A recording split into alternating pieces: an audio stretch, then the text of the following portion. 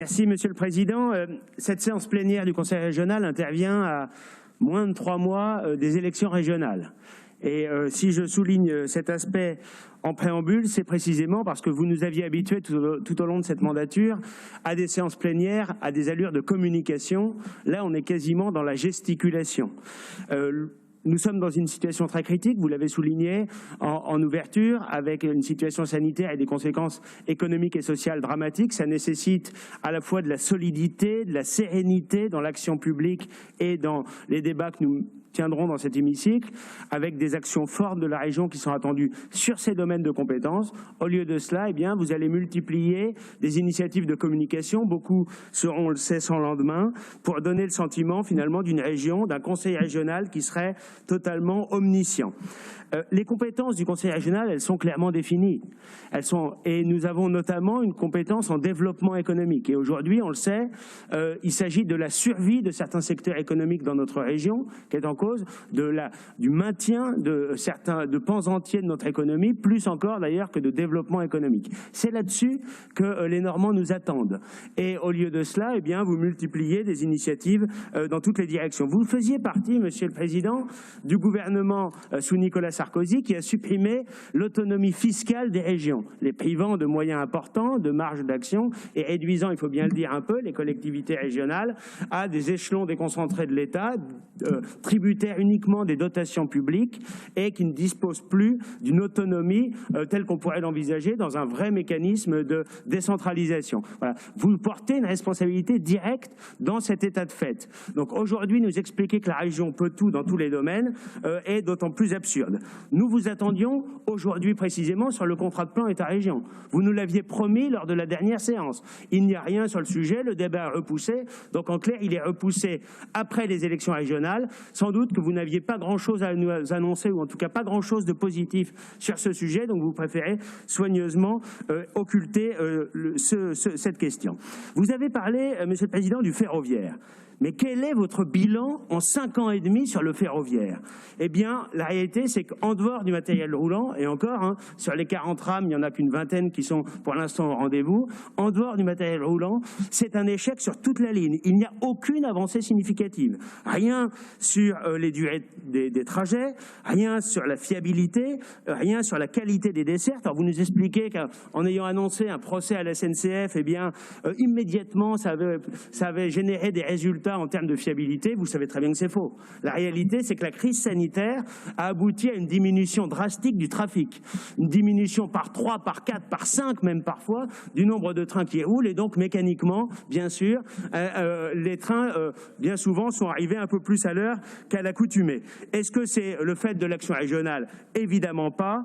Et personne ne sera dupe de cet argument particulièrement léger. Vous avez évoqué le saut de mouton, mais le saut de mouton à Saint-Lazare, c'est évidemment un enjeu majeur pour que la région dispose de ses propres sillons et pour améliorer les temps de trajet et la fiabilité. Mais là encore, vous n'avez rien obtenu. Les collectivités régionales au sens large, le conseil régional, les différents conseils départementaux ou agglo concernés normandes ont mis la main au portefeuille.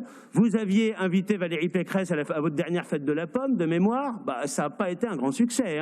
La région Île-de-France, qui est pourtant directement concernée au sens où cet investissement a lieu sur le territoire de l'Île-de-France, eh bien, elle n'a pas mis 1 euro dans ce projet. Donc là aussi, échec total. Ensuite, sur les ports et la gestion des ports normands. C'est évidemment un enjeu majeur. C'est un enjeu national et européen. L'axe Seine plutôt que le canal Seine-Nord. On sait très bien que le canal Seine-Nord, eh bien, ça va renforcer les positions des ports d'Anvers et de Rotterdam. Et on sait que l'enjeu politique national, l'intérêt national, c'est évidemment de développer l'axe Seine. Vous nous proposez comme solution miracle la gestion des ports de Rouen et du Havre par la région. Mais on sait très bien qu'on n'en a pas les moyens, on n'a pas la capacité à gérer nous-mêmes les ports et à être à la hauteur de cette concurrence européenne absolument majeure qui peut aboutir soit au renforcement de la position du Havre et de Rouen, soit au contraire à notre effacement progressif en termes de grands ports européens. Donc c'est un enjeu crucial.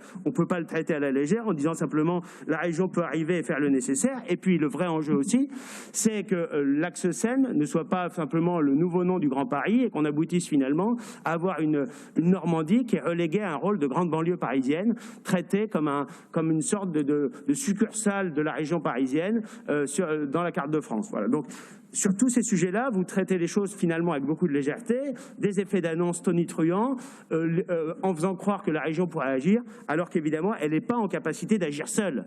Nous devons faire le bras de fer avec l'État, bras de fer quand c'est nécessaire avec les autres collectivités territoriales, et ça là-dessus, on ne vous voit pas beaucoup, mais la région seule, outre le fait qu'elle n'est pas dans ses compétences directes, ne peut pas agir. Sur les vaccins, c'est la même chose. Moi, nous partageons votre point de vue sur les défaillances de l'État, sur un gouvernement qui s'est révélé totalement défaillant dans les tests, dans les masques, dans cette crise sanitaire, avec comme seul horizon la question de la saturation hospitalière. Et sur les vaccins, en effet, le gouvernement est défaillant. Mais enfin, qui peut croire décemment que le conseil régional va intervenir, organiser les vaccins, la chaîne logistique? Vous avez été ministre de la Défense, vous savez très bien que c'est l'armée qui dispose des moyens techniques et logistiques et qui serait capable de mettre en œuvre l'ensemble de la chaîne de vaccination si l'État l'avait mobilisé. Et malheureusement, il ne l'a pas fait. Mais enfin, dire que les bus de transport scolaire et les gymnases des lycées régionaux vont permettre d'organiser la vaccination à l'échelle de la Normandie, c'est simplement se moquer du monde et là aussi tomber dans la communication un peu grossière. Enfin, Normandie pour la paix, j'en reparle parce que finalement ça revient chaque année, il n'y a pas de raison de ne pas en reparler.